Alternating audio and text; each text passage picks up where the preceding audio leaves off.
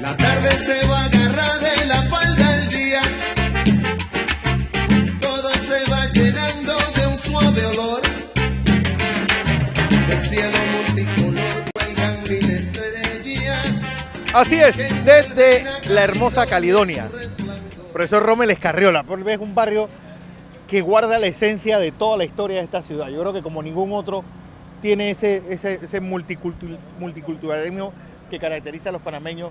Un lugar donde fue punto de encuentro tal vez de la colonia con San Miguel, que se puede decir que era lo más cercano a un gueto hace cerca de 100 años, junto con ese precioso monumento que era el barrio de la Exposición, pues el Marañón, que hasta cierto punto fue el primer villa miseria de esta ciudad. Así que tiene una historia muy rica Caledonia. Sí, según los textos de historia, Caledonia se funda el 29 de abril del año de 1915, pero Caledonia como barrio, como sector social marginal existía antes de esa fecha. En este área de Caledonia se verificaron 3 sucesos importantes. El 15 de abril del año de 1856, el incidente de la tajada de sandía. Hacia mi mano derecha se encuentra el lugar donde se conocía como La Ciénaga.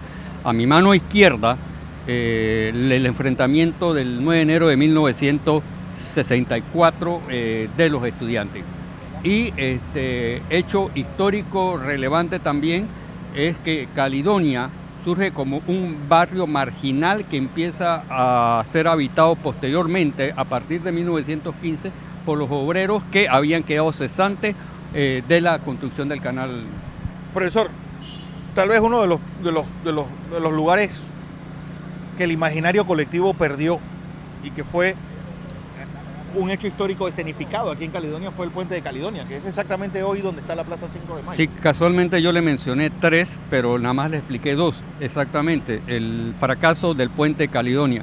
Los liberales habían alzado en armas desde Chiriquí y habían recorrido todas las provincias centrales hasta la batalla de la Negra Vieja, que triunfa contra el ejército conservador. ¿Qué pasó con el monumento que supuestamente se iba a hacer para rememorar la batalla de la Negra Vieja allá en la Chorrera? Es que aquí yo creo que no van a construir absolutamente nada, porque reconocer la historia de la Guerra de los 1000 días, incluso los liberales jamás trataron de rememorar ese acontecimiento histórico. Si nos podemos dar cuenta, los liberales jamás reivindicaron después del fusilamiento a Victoriano Lorenzo, ni siquiera a Belisario Porras. Ni siquiera a Belisario Porras. Entonces, en esta área que viene desde Perejil, en ese tiempo se denominaba el 25 a 26 de julio de 1900, se llamaba Perejil, no Perejil. En el área donde se encontraba el antiguo Colegio Javier, ahí se estacionó un contingente militar para atacar a la ciudad de Panamá. En el área de la Peña... Entran por Corozal, ¿no? Sí, exactamente. Y en el área de Peña Prieta de la avenida Balboa. Ellos, los liberales, marcharon directamente hacia la toma de la ciudad de Panamá en el puente de Caledonia.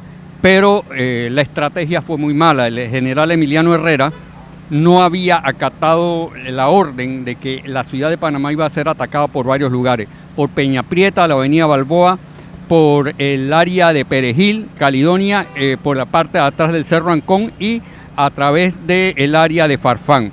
Y lamentablemente lo que trajo fue una derrota de los liberales, debido a que entraron directamente por una sola área y murieron 600 combatientes. La ametralladora por primera vez en la guerra civil fue también un hecho importante.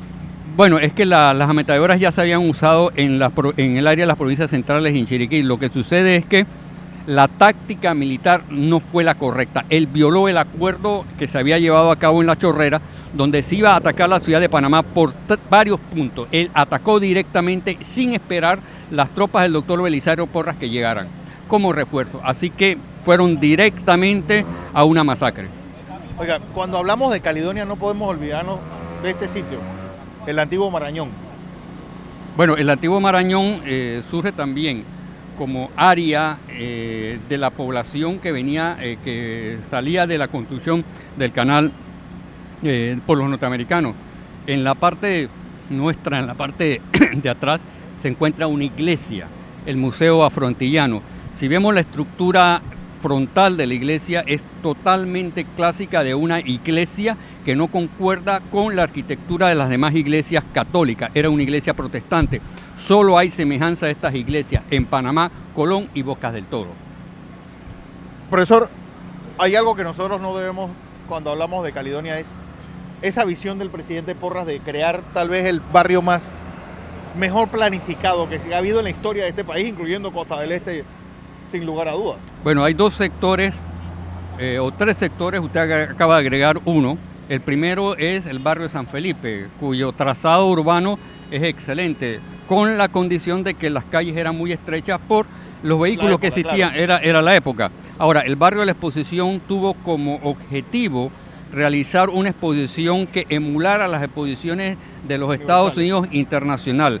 Y fue una exposición que Porras vio como necesidad que la venta de productos naturales fueran expuestos en esa feria.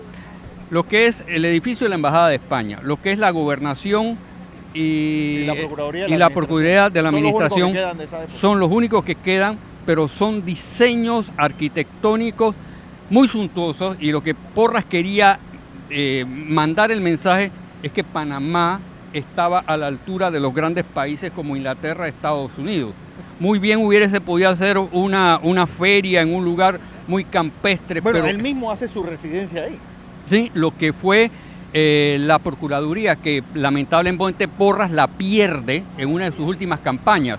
Porras murió, como usted sabe, murió pobre.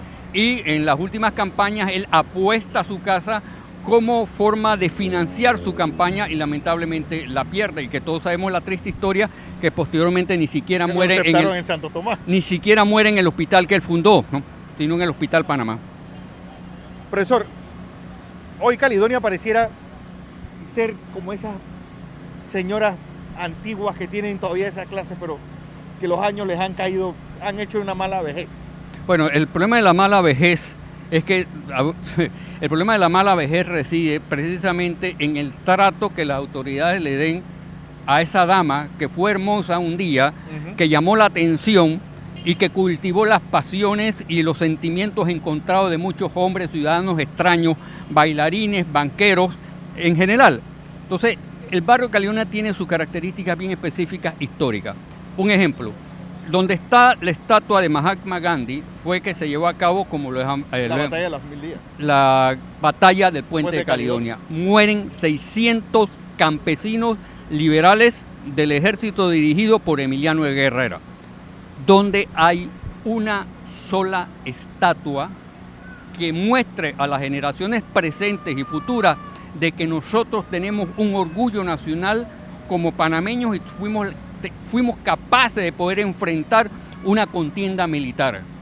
Y los Estados Unidos en ese momento no intervienen, pero el segundo ataque a la ciudad de Panamá, dirigido por el general Benjamín Herrera, los Estados Unidos intervinieron precisamente en el área donde anteriormente no habían intervenido.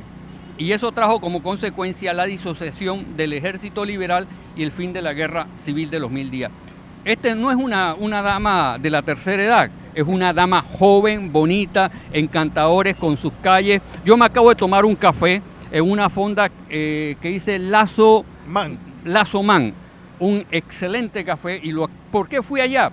Porque querían no solo hablar de la historia de Caledonia, sino disfrutar y palpar con el gusto y el sabor de lo panameño, lo que es la historia y la tradición de Caledonia. Hoy, mañana y siempre será la dama hermosa de la ciudad de Panamá. Profesor, dos cosas importantes. Uno, las felicitaciones a su mamá. Ah, sí, espérese un momentito. Mi mamá cumplió ayer 92 años. Se llama Fidedigna Palacio de Escarriola. Ella está muy bonita. Dicen que, bueno, ella es bonita, pero no sé qué pasó conmigo, ¿no? Hay que ver su papá cómo era. No, el papá era un hombre simpático, ¿no? Muy simpático. Así que a mi querida madre que cumplió ayer 92 años. Y los invito al 27 de mayo en el auditorio del Tribunal Electoral. Vamos a dictar una conferencia sobre Victoriano Lorenzo. Vamos a estudiar a Victoriano, vamos a conversar, van a asistir 180 estudiantes del Instituto América de quinto año de la materia de historia a la cual yo le dicto clase. y esperamos pues que el público también asista. Profesor, como a manera de abreboca, hablábamos de Victoriano Lorenzo y usted decía, yo voy a declarar su inocencia. Él no lo castigan por el sitio de Aguadulce y verdaderamente la masacre de hambre que hizo con los aguadulceños. No, es que es como decir, a él, usted me afirma que... No, fue yo le digo ok. crímenes más allá del campo de batalla. Es decir, mire que yo no estoy hablando Sí. de ninguna acción militar, estoy hablando de sitiar una ciudad con su población y tratarla de matar de inanición. Bueno, a los cholos y campesinos los sitiaron por 500 años. El hecho es de que Victoriano Lorenzo estaba amparado en el Tratado de Paz de Wisconsin. Ese tratado en su artículo 7º especifica lo siguiente: todo combatiente militar, en forma general lo señalo, que haya participado en combates en la guerra civil, está eximido de ser procesado judicialmente. Incluso si estaba procesado por casos, incluso si hubiese sido procesado, hubiera sido por un juicio civil, no un consejo de guerra militar, que empezó el 14 de mayo a la 1 de la tarde y a las 5 de la mañana le habían dictado la sentencia. A las 5 de la tarde lo habían fusilado por 2 batallones con una descarga aproximadamente de 16 a 17 tiros. Vamos a probar su inocencia. Y voy a traer todos los documentos necesarios que voy a probar la igual inocencia. Que se habla de él como el padre de la guerrilla en América Latina. No, yo creo que ahí hay un error. En Cuba yo seguro que ya lo... No, yo creo que hay un error y coincido con usted. Victoriano no es el primer guerrillero latinoamericano. Victoriano es el primer guerrillero panameño, pero ya en América Latina se habían dado las guerrillas. Hablamos en México de Zapata y... No, en Cuba. En Durante Cuba la guerra de independencia. Así que los invitamos el 27 de mayo. Bueno, eso es harina de otro costal. Así que ya saben, 27 de mayo, auditorio del Tribunal Electoral. Ahí el profesor Rommel Escarriola, a los que nos fascina la historia, pues ahí estaremos en primera línea.